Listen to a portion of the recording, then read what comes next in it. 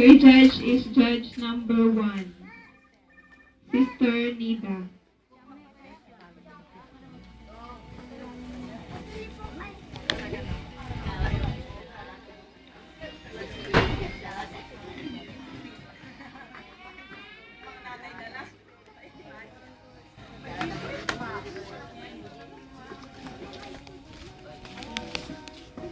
Binilinan ka ni mama mo.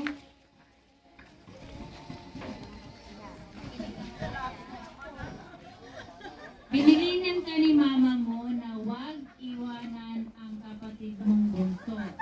Ngunit dumating ang mga kalaro mo. Umalis ka at pati si bunso ay niniwan mo rin.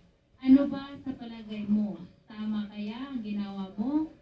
Bakit? Hindi po. Bakit? Kasi po bad po yun. Ano pa?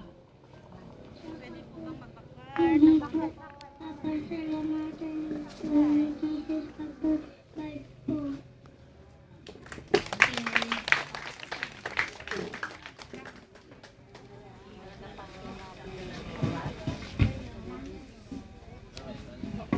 Okay, thank you, candidate number 1. Candidate number 2, please come forward.